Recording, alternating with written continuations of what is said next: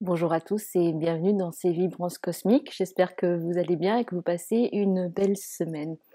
Alors c'est vrai que je suis en train de rire parce que pour le partage, j'ai essayé donc de me filmer, de faire cette vidéo sur les vibrances cosmiques et ça ne marchait pas. Et au bout d'un moment, j'ai dit mais qu'est-ce que vous voulez que je fasse? Et puis moi j'avais pas du tout l'intention de mettre une autre vidéo, en tout cas pour l'instant de light language, de langage de lumière, parce que j'avais pas trop envie. Et, euh, et là, bah, en fait, il a fallu que je fasse, donc ça m'a poussé à faire la vidéo de canalisation de light language, de langage de lumière, avant de pouvoir faire cette vidéo des vibrances cosmiques. Comme quoi, parfois, on n'a pas envie de faire quelque chose, mais quand on est au service de plus grand que soi, eh ben, voilà, on n'a pas tout notre libre arbitre de faire certaines choses. Donc, comme je ne travaille pas pour seulement moi, je travaille pour un collectif, donc je suis au service. Et donc, il m'est demandé de faire certaines choses qui, peut-être le petit moi n'aurait pas forcément envie de faire, mais on me rappelle par le fait de ne pas pouvoir enregistrer la vidéo, que voilà, je dois faire d'autres choses avant. Donc je mettrai la vidéo de Light Language aussi sur YouTube parce que peut-être que ça peut servir à certains d'entre vous. Voilà pour le partage. Donc j'espère que vous passez une belle semaine, une bonne semaine avec plein de surprises, des belles surprises. Il y a plein de choses qui se passent en ce moment. Bon, c'est un peu tout le temps, mais c'est vrai que ça remue pas mal dans les profondeurs. Je vous remercie aussi pour vos commentaires et vos partages, parce que c'est vrai que parfois j'ai des informations et c'est vrai que moi je ne connais pas tout non plus. Et puis je ne cherche pas forcément à aller creuser certaines choses. Je vous transmets des informations et puis vous pouvez aussi partager en faisant vos commentaires par rapport à ce que vous ressentez sur les informations que je donne. J'ai aussi, alors pour la petite annonce avant de commencer tous les tirages, euh, j'ai décidé donc de donner des ateliers de vibrance cosmique dans cet espace que je vais bientôt quitter, mais avant de le quitter, j'avais envie de donner des ateliers. Donc, ça sera le samedi 15 septembre, donc ici, avec les peintures et toute cette énergie qu'il y a ici. Le 15 septembre, ça sera de 13h à 19h. Ça sera je vous guiderai dans des méditations pour contacter vos guides. Donc que ce soit des guides des êtres de lumière, que ce soit des personnes décédées ou des animaux. Donc je vous expliquerai un petit peu tout ça pendant cet atelier. Et donc, je guiderai des méditations aussi pour que vous puissiez recevoir, déjà vous connecter, contacter certains guides. Et puis, parfois, les guides changent dans la vie. Parfois, on en a certains qui restent toute notre vie, mais il y a parfois des collectifs qui changent aussi.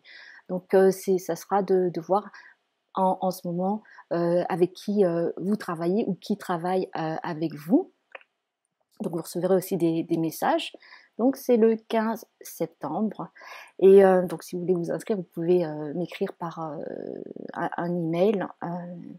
Et puis le 16 septembre, donc toujours de 13h à 19h, ça sera donc un atelier vibrance cosmique sur l'intuition. Et par ça, on va passer par ça sera des cartes oracle partie, donc on va passer par les cartes oracle, j'en ai plein ici, et donc comment se relier à son intuition à travers les cartes. Donc il y aura des connexions que vous pourrez faire avec vous-même, donc vous pourrez vous connaître, il y aura des messages qui seront délivrés, et puis aussi avec les autres vous pourrez échanger, et je vous indiquerai comment poser les questions et comment recevoir, interpréter les réponses que vous avez, si vous avez besoin. Donc c'est ouvert, tout ça c'est ouvert à tous, il n'y a pas besoin d'avoir déjà fait plein de méditations ou de choses comme ça.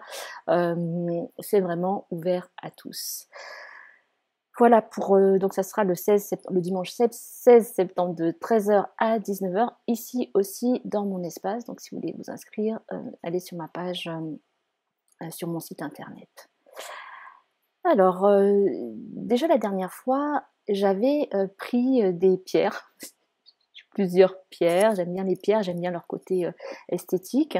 Je travaille pas forcément avec, elles sont là, mais moi ce que j'aime c'est le côté esthétique et bon bien sûr l'énergie que ça peut dégager et la semaine dernière je voulais vous en parler et je l'ai pas fait donc si je l'ai pas fait c'est qu'il n'y avait pas lieu d'être.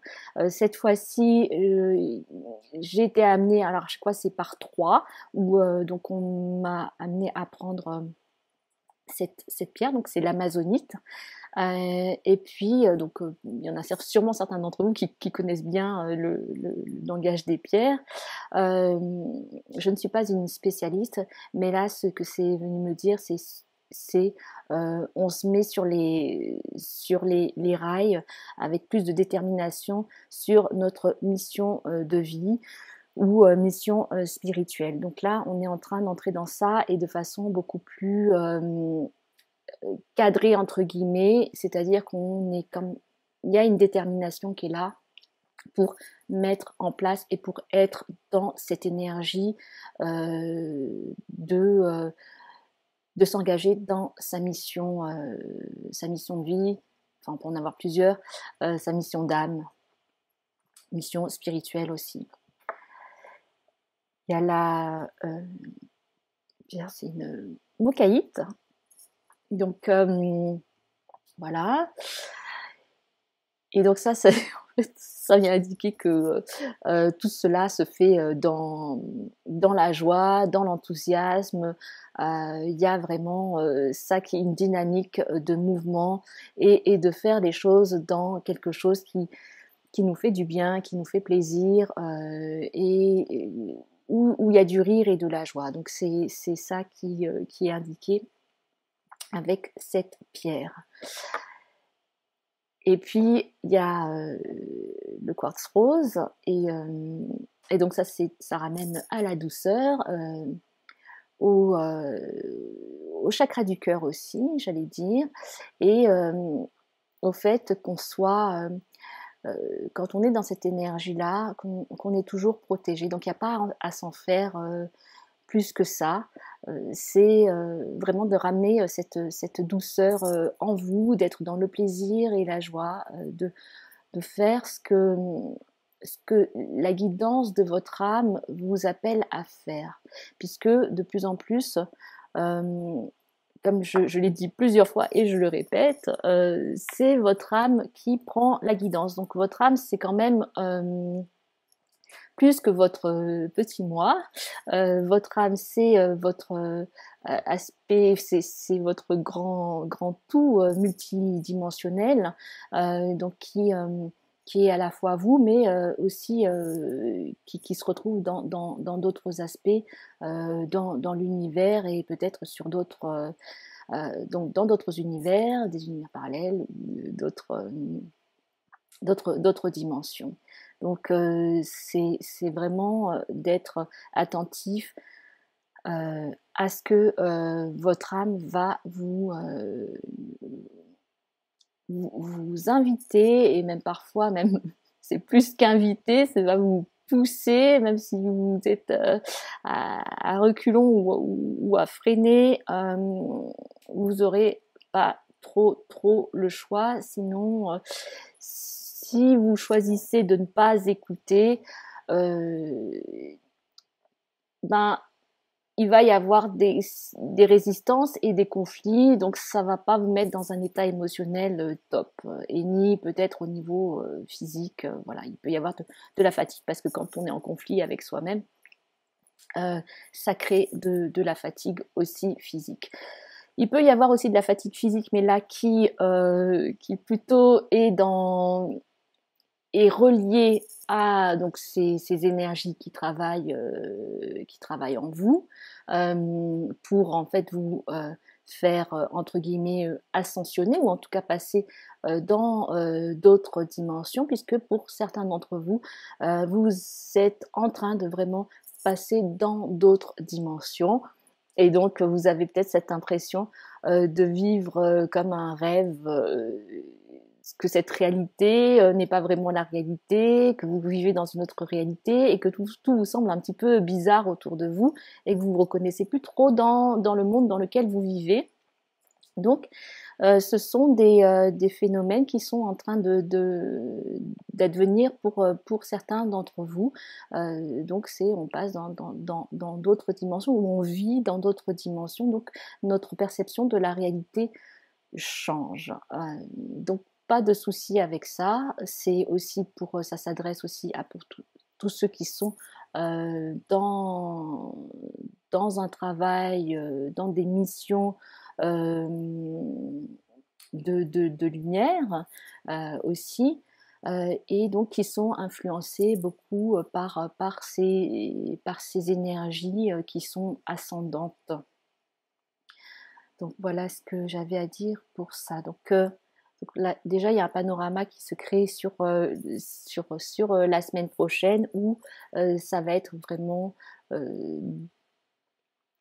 on va être mis plus sur je veux dire des rails, c'est pas vraiment des rails, mais c'est qu'est-ce que ça va être beaucoup plus clair de qu'est-ce que vous avez à mettre en place pour votre mission d'âme, votre mission de vie. Peut-être que vous ne savez pas encore comment ça va se faire, puisqu'on peut avoir, par exemple par rapport à d'autres, des choses où on sait qu'on doit travailler sur les mêmes choses, mais après ça va se faire différemment, on va le manifester différemment. Donc peut-être que pour l'instant vous n'avez pas encore tout à fait toutes les informations sur comment ça va se mettre en place pour vous. Mais vous êtes de plus en plus connecté à cette dimension supérieure de vous. Comme j'ai eu des retours comme quoi vous aimiez les contes, pour donc la semaine prochaine, j'ai choisi de prendre mes cartes de contes. Alors j'ai déjà pris les cartes avant, je les ai déjà tirées parce que il faut que je me remémore aussi un petit peu des contes, puisque je les utilise moi plus comme un pense-bête, enfin un pense-bête, pour me remémorer les contes qui me plaisent. Donc, pour ce qu'il y avait en dessous des cartes, donc il y avait ceux qui me suivent depuis quelque temps, c'était déjà sorti, j'avais raconté le conte, cette fois-ci je ne vais pas le raconter, mais c'est La Voix des Sables. Donc ce qu'il faut retenir de La Voix des Sables, c'est que tout se transforme. Et que si on reste attaché à une perception de nous qui est juste une perception de physique, que nous ne sommes qu'un corps physique et que nous sommes trop rattachés à ça, on ne voit pas quelle est notre vraie nature. Notre vraie nature est de pouvoir se transformer, s'élever dans d'autres dimensions et puis peut-être revenir sous une autre forme physique. Mais en tout cas, nous sommes éternels. Nous sommes éternels. C'est ça qui dit, c'est que nous sommes éternels.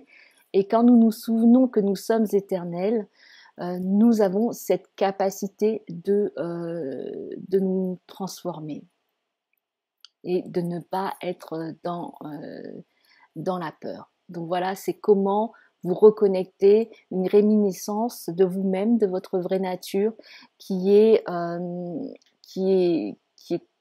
très vaste et qui vous permet de vous transformer et de vous élever sans aucune peur. Donc c'est vraiment comment vous vous déployez sans peur.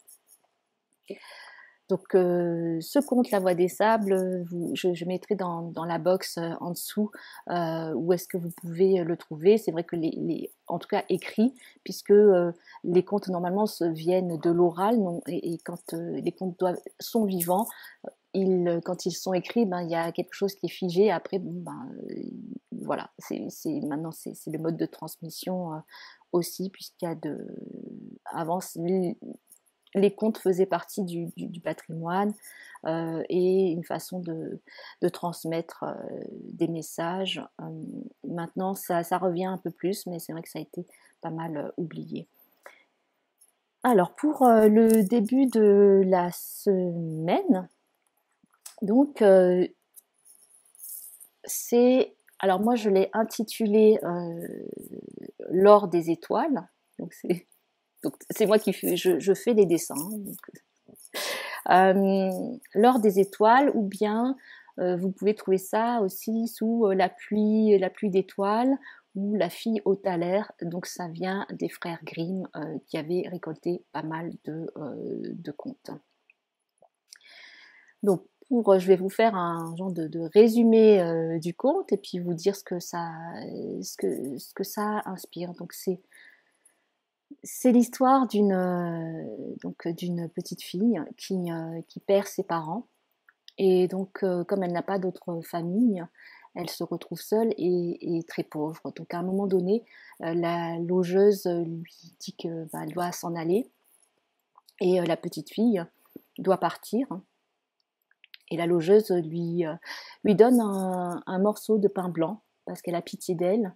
Et donc la petite fille s'en va sur les routes en ayant juste ses habits sur le dos et son morceau de pain blanc, et puis son courage avec elle. Sur le chemin, elle rencontre un mendiant, un homme très pauvre, qui lui dit qu'il a faim et est-ce qu'elle pourrait lui donner quelque chose. Et la petite fille lui donne son morceau de pain blanc. Elle continue sa route et elle voit un enfant qui est un petit peu malade et qui a très froid. Et il a très froid à la tête, et donc elle lui donne son bonnet. Elle continue sa route et elle rencontre une autre enfant qui, elle, est à demi vêtue, et elle lui donne donc son corsage. Puis elle continue encore sa route. Elle voit une autre enfant qui n'a pas de bas, qui est aussi dévêtue, et elle lui donne sa jupe. Et elle avance encore sur le chemin. Et elle rencontre une autre enfant qui grelotte, et parce qu'elle n'a pas d'habit, donc elle lui donne vraiment ce qui lui reste, son sous-vêtement, sa chemise, et elle se retrouve, elle, toute dévêtue, toute nue, et il est déjà tard le soir, la nuit est tombée, et elle se retrouve près d'une forêt dans laquelle elle entre. Alors elle grelotte, elle a froid, et elle se retrouve là, ne sachant pas trop quoi faire. Elle n'a plus rien. Et elle est éclairée par la lune. Et soudain, il y a une pluie d'étoiles qui descend vers elle. Et en fait, ces étoiles se transforment en pièces d'or. Et elle-même, éclairée par la lune, elle se retrouve revêtue avec une belle robe couleur de lune. Donc dans sa robe couleur de lune, elle prend les pièces d'or qui sont tombées, qui sont par terre, et donc ce qui fait qu'elle est riche maintenant pour toute sa vie. Donc je pense que vous avez un petit peu saisi ce que ça veut dire. C'est donc pour le début de semaine prochaine, donc on peut avoir plusieurs interprétations, c'est d'être vraiment dans le don. Et dans le don, dans le dépouillement, sans rien attendre en retour. Et donc c'est vraiment quand on est mu par ce don du cœur, par ces actions du cœur, le courage, c'est agir avec le cœur. Quand on est sur la route et que ça semble difficile, hein, et qu'on peut encore donner ce qu'il nous reste, sans penser, juste en étant dans, voilà, il y a ces personnes qui ont besoin de ça, je leur donne ce, ce qui me reste et je fais confiance. Je ne sais pas ce qui va m'arriver et, et je n'ai pas peur. Je continue ma route et à un moment donné, sans que je m'y attende, lorsque je suis vraiment dans le dénuement, dans le dépouillement total, je reçois. Donc, il va y avoir de ça la semaine prochaine. Et c'est vraiment dans cette mission de vie, de mission d'âme, où on est appelé à, à donner, sans attendre. Et par ce principe universel, on donne et on reçoit. Mais en fait, pour recevoir, c'est d'être sans attente quand on donne. Donc c'est un très beau conte que j'aime beaucoup. Pour le milieu de la semaine, alors on a le jeune peintre et le maître. Donc ça, ce conte, vous pouvez le retrouver chez Alessandro Jodorowsky, La sagesse des contes, je crois bien. Et donc c'est l'histoire d'un jeune peintre qui a l'occasion de devenir l'élève d'un grand maître qui l'admire, qu'il place au-dessus de tout. Et donc il va parler avec ce grand maître et le grand maître lui dit d'aller peindre une toile. Donc le jeune peintre va peindre sa toile et puis il ramène son tableau au grand maître qui lui dit que penses-tu de ton œuvre? Et le jeune peintre lui dit je ne sais pas parce que j'attends que vous me le disiez. Et le grand maître lui dit tu n'es pas encore arrivé. Quelque temps passe, il peint à nouveau, donc le peintre ramène à nouveau sa toile, une toile devant le maître, et le maître lui pose la question, qu'est-ce que tu penses de ta toile, de ton œuvre? Et le jeune peintre lui répond, je ne sais pas, justement, j'attends que vous me le disiez. Et puis les années passent, et puis ce qu'il y a, c'est que le maître lui dit tu n'y es pas encore arrivé. Donc les années passent, à chaque fois que le jeune peintre va voir le maître, c'est toujours la même chose qui se passe.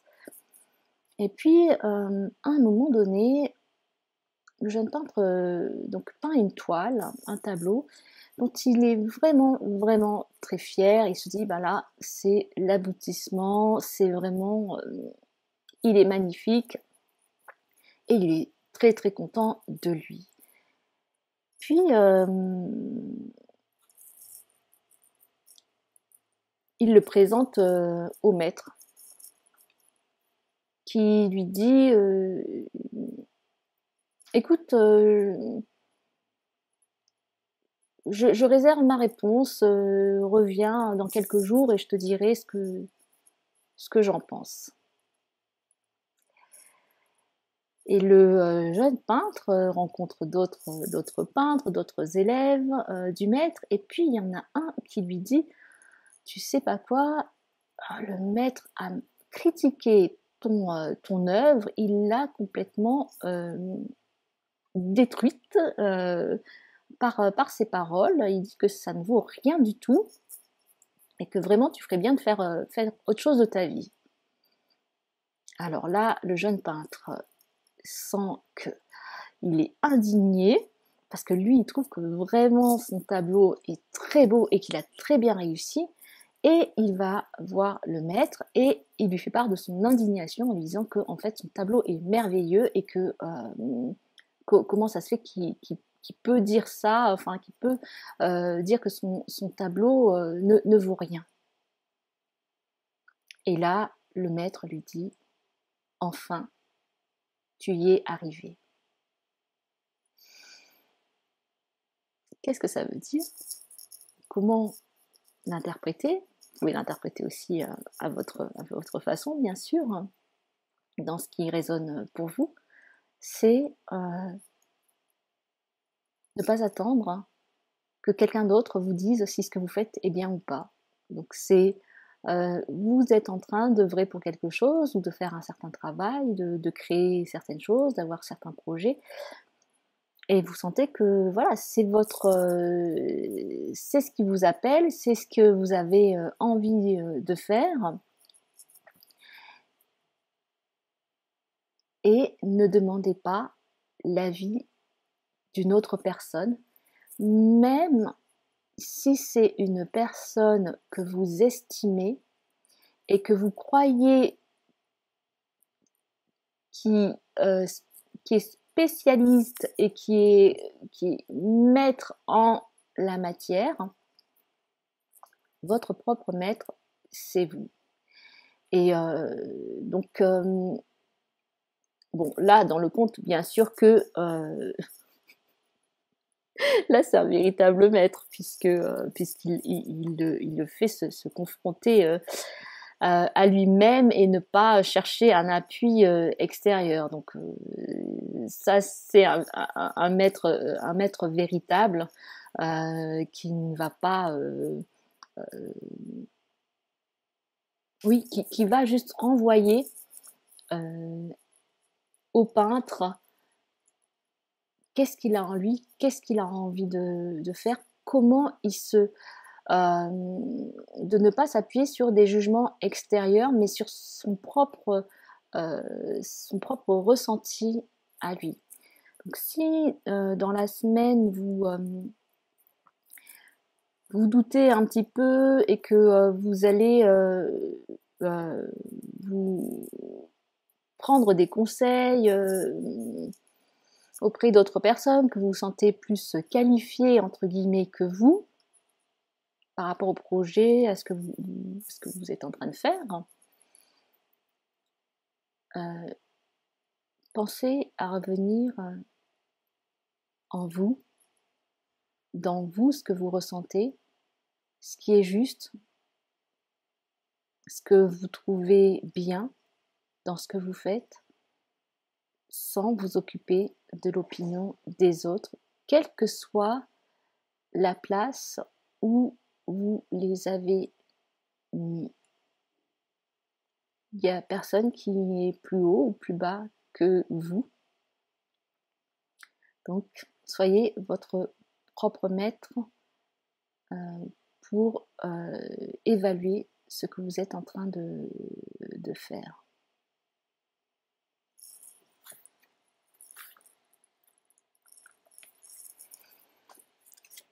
En fin de semaine, donc c'est le conte La rêverie ou le rêve brodé, on trouve ça sous différentes appellations. Et donc pour faire court, donc c'est l'histoire d'une qui se passe dans des plaines assez désertiques. Et c'est l'histoire d'une femme qui est très pauvre, qui est veuve depuis longtemps et qui vit avec ses 3 fils dans une petite maison où il y a vraiment le strict minimum pour vivre. Elle n'a même pas de jardin à elle et elle n'a même pas une chèvre. Et donc, comment elle arrive à s'en sortir, c'est parce qu'elle est excellente pour broder. Donc, elle a vraiment ce talent de broder des choses exceptionnelles. Donc, elle brode des couvertures, elle brode des habits, et puis elle les vend pour en échange de quelques sacs quelques bols de riz. Et puis une fois, elle dort et tout d'un coup, elle se réveille et elle voit un paysage qui représente son village et tous les alentours, mais de façon beaucoup plus colorée, beaucoup plus belle. Et il y a des vaches, il y a des chèvres, il y a plein d'animaux, et tout est beaucoup plus coloré que ce que elle voit dans sa vie réelle. Et c'est tellement magnifique qu'elle se dit que pour regarder cette vision, il faut qu'elle brode ce paysage qu'elle a vu. Donc avec cette prairie, cette verdure, ce torrent, cette rivière, ce ruisseau qui passe, toutes ces fleurs qui sont qui colorent la prairie, et elle se met à broder. Donc elle prend un grand tissu de soie et elle commence sa broderie. Et elle, tous les matins, elle se lève à l'aurore pour commencer sa broderie et elle finit le soir. Et puis, comme elle n'arrête pas de broder, ses yeux s'usent. Et puis, elle a tellement mal aux yeux que elle commence à avoir des larmes qui coulent. Et ces larmes tombent sur la broderie et elle brode les larmes pour en faire la rivière qui est dans le paysage. Et puis la deuxième année, ses yeux pleurent du sang, tellement ils sont fatigués, et elle utilise les gouttes de sang qui tombent sur la broderie pour broder les fleurs dans les champs, les multiples couleurs. Et puis la troisième année, encore, ses yeux pleurent du sang, et elle brode le soleil avec tous ses aspects, de l'aube jusqu'au soir, jusqu'au soleil couchant. Au bout de 3 ans, elle est fatiguée, mais elle est contente d'avoir terminé ce paysage. Et elle dit à ses enfants, aidez-moi à sortir cette broderie, j'aimerais la voir sous la lumière du soleil. Ses enfants, qui sont déjà des jeunes hommes, l'aident à sortir la broderie et ils l'étalent par terre pour pouvoir admirer cette œuvre d'art qu'elle vient de réaliser et qui lui a pris 3 ans à réaliser. Et soudain, le vent se lève et emporte cette broderie très loin. Et les garçons courent derrière, ils n'arrivent pas à la rattraper. Et la broderie disparaît. La mère tombe inanimée, tellement c'est un choc pour elle, et ses fils vont la coucher, la mettre dans le lit, et elle n'arrive plus à sortir, elle n'arrive plus à s'alimenter, elle est complètement déprimée et triste de ne plus avoir ce paysage devant elle. Et elle demande à ses fils d'aller chercher ce tissu, cette broderie. Les garçons ont passé déjà toute la journée à chercher, ils ne trouvent pas. Donc le premier de ces garçons, elle envoie le premier de ces garçons sur les routes chercher ce tissu. Donc au bout d'1 an, le premier garçon n'est pas revenu. Elle demande alors à son second garçon, car elle sent qu'elle est très faible et qu'il lui reste très peu à vivre, et que vraiment, avant de mourir, elle aimerait revoir ce paysage qu'elle a brodé sur ce tissu. Le deuxième garçon part, et au bout d'1 an, il n'est pas revenu. Alors, comme elle est presque au seuil du trépas, elle demande à son plus jeune garçon d'aller chercher ce tissu. Et il y va en lui promettant qu'il reviendra. Et donc, il chemine, il traverse plein de paysages, et à un moment donné, il voit au loin une petite maison en pierre avec une vieille dame devant et un cheval qui n'a pas l'air de bouger. Et donc il avance et il va voir la vieille dame qui lui dit: je sais pourquoi tu es là. Tes frères sont déjà venus avant toi et je sais que tu es venu chercher la broderie. La broderie a été emportée par les fées de la montagne qui l'ont trouvée tellement belle qu'elles ont voulu la prendre pour elles. Si tu veux aller retrouver cette broderie, il va falloir que tu traverses des épreuves. Si tu veux, et ça va être très très dur, mais si tu veux, je te donne de l'argent comme j'ai donné à tes frères, et tes frères ont pris l'argent, ils n'ont pas eu envie d'aller plus loin, et puis ils sont allés dans la ville vivre leur vie.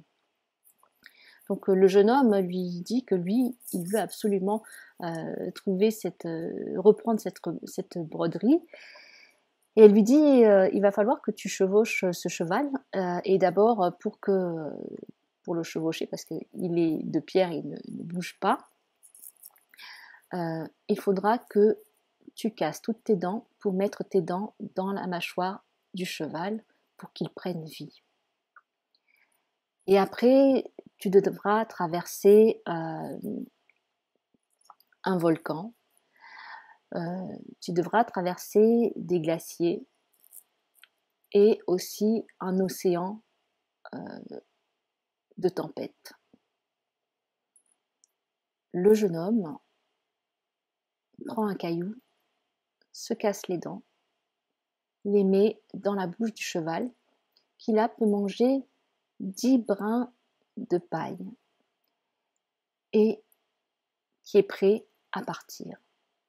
Donc le jeune homme se met dessus, et effectivement, il traverse un paysage où il fait très très chaud, où c'est dangereux.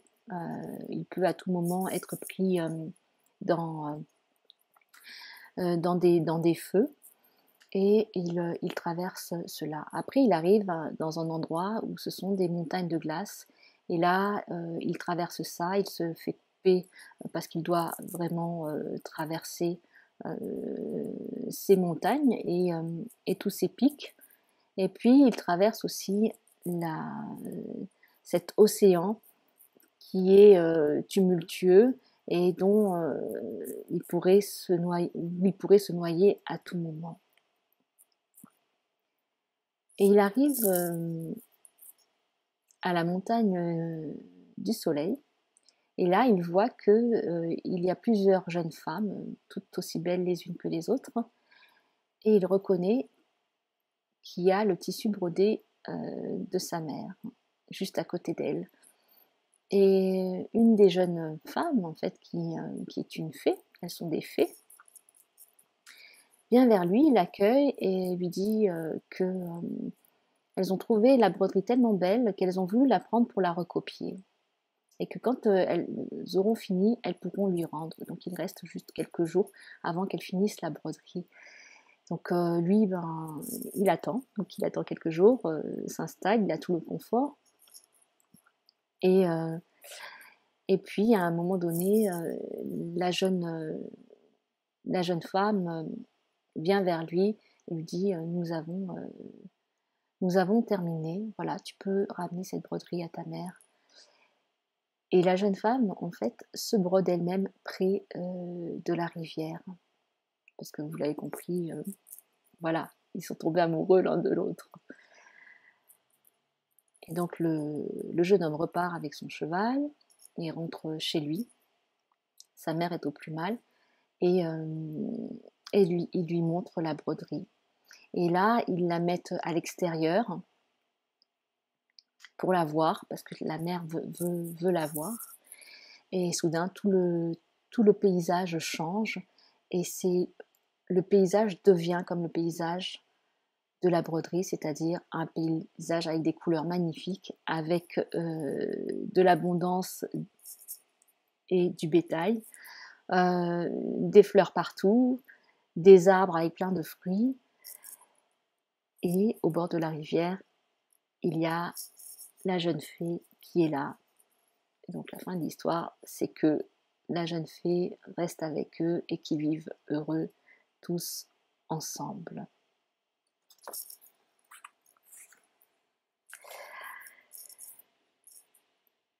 Alors, peut-être que ça vous évoque des choses pour vous. Ce que moi, comment j'interpréterais ça? C'est que justement, comme nous sommes en train de passer dans d'autres dimensions, il y a des perceptions de notre réalité qui sont en train de changer. Et elles sont en train de changer pour le mieux. Ça va être beaucoup plus vivant, beaucoup plus coloré, de cette peut-être sensation de grisaille, de terne, de quelque chose qui est restreint, petit et pauvre, tout d'un coup,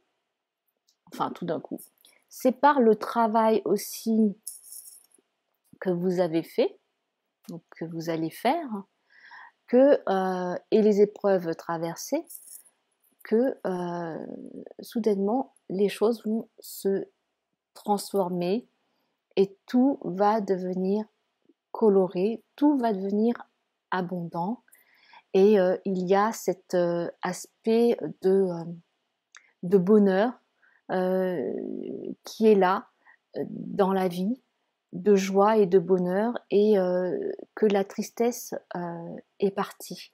Cela s'est fait à travers des preuves, à travers tout un travail qui a demandé un engagement total, jusqu'à peut-être avoir parfois une souffrance physique. Alors, je ne dis pas qu'il faut souffrir physiquement, mais vraiment comme cette femme qui voilà, a eu cette vision et qui a voulu la conserver, et a utilisé ses talents pour pouvoir se représenter à nouveau ce paysage qu'elle trouvait tellement beau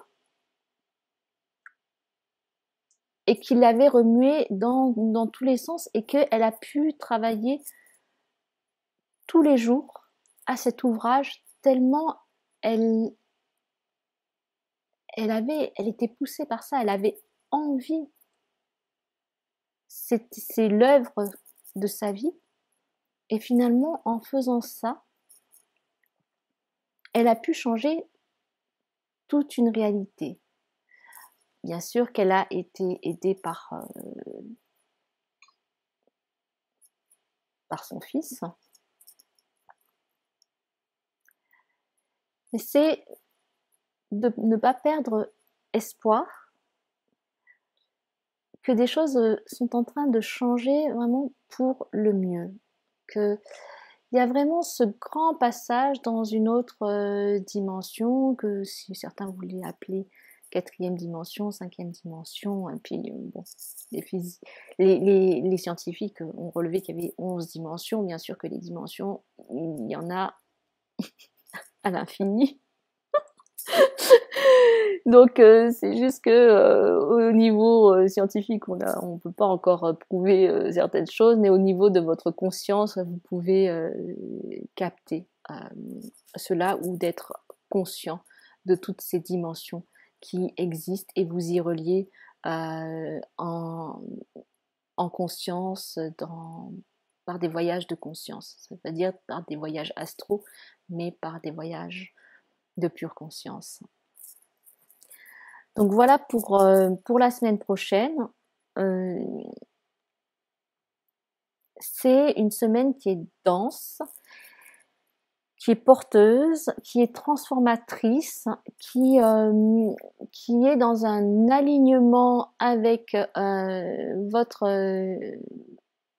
mission d'âme. Donc laissez de plus en plus votre âme prendre les rênes, sans vous poser de questions, est-ce que c'est bien que je fasse ceci, est-ce que c'est bien que je fasse cela. Soyez dans, ok, c'est ce qui se présente, et donc j'ai l'impulsion de le faire, je le fais, et je m'écoute toujours. Je peux me référer à certains spécialistes ou à certaines personnes que je trouve plus qualifiées que moi, mais c'est vous qui êtes qualifié pour le travail que vous faites. Donc c'est vraiment toujours revenir dans son centre, revenir dans son cœur, revenir dans qu'est-ce qui vous parle à vous, sans chercher des appuis extérieurs. Si vous en cherchez des appuis extérieurs, et bien sûr que on a besoin d'avoir ces informations qui nous reviennent, mais c'est de vous fier à ce que ça vous renvoie en vous-même. Comment ça résonne en vous? Qu'est-ce qui est juste pour vous? Donc apparemment, par rapport à le début de semaine lors des étoiles, qui est vraiment au niveau de bénédictions, j'allais dire, mais de bénédictions qui sont dues au fait que vous êtes dans le don, vous allez recevoir. C'est tout ce qui est en lien avec aussi, il y a beaucoup d'énergie, j'allais dire christique, qui est là. D'ailleurs, dans le channeling sur le light, avec le light language, c'est aussi ce qui m'est apparu, que il y a cette énergie christique qui est donc très pure, très blanche, très dans cette, beaucoup dans cet amour qui se répand, qui se déploie.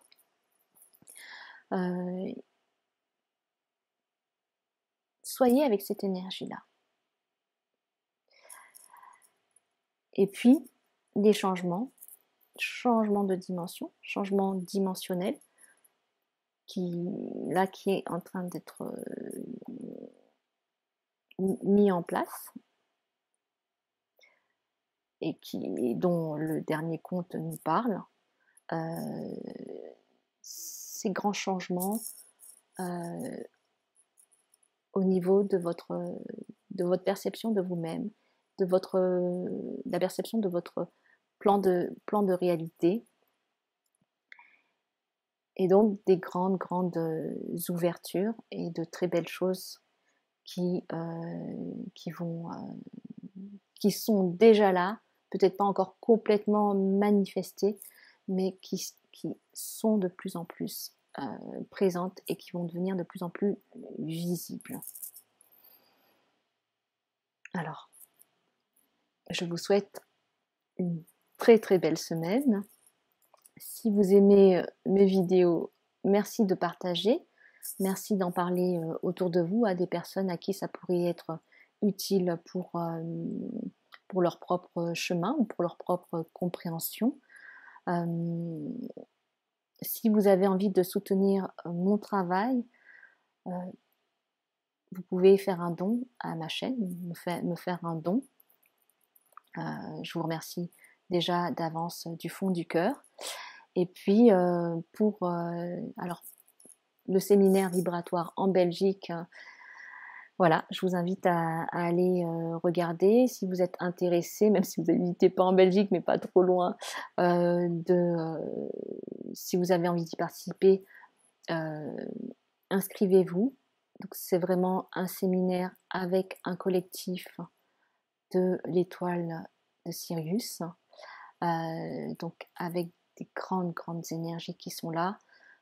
C'est aussi beaucoup pour de la guérison, et donc c'est retrouver l'amour en soi, comment on enlève toutes les barrières qu'on a mises, construites contre cet amour, qui est toujours présent, qui est toujours là, et comment comprendre certaines choses pour véritablement vivre cet amour qui est en nous et qui est tout autour de nous.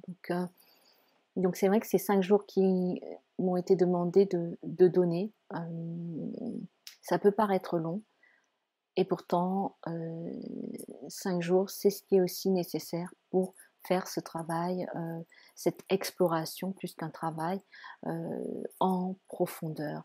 Donc il y aura beaucoup de méditation et beaucoup de liberté aussi dans l'expression créative, que ce soit par des dessins, par des mouvements corporels, par beaucoup de choses qui vont se faire, et ça sera aussi par rapport au groupe, à la demande des participants, à la demande du groupe, puisque ces séminaires sont faits pour être vraiment dans l'être et la présence et se construire au fur et à mesure par rapport au groupe qui est là, par rapport aux besoins, à la demande des participants qui sont là. Donc je vous embrasse, je vous souhaite plein de belles choses pour la semaine prochaine, beaucoup d'amour, de lumière, de bienveillance, et je vous dis à très bientôt.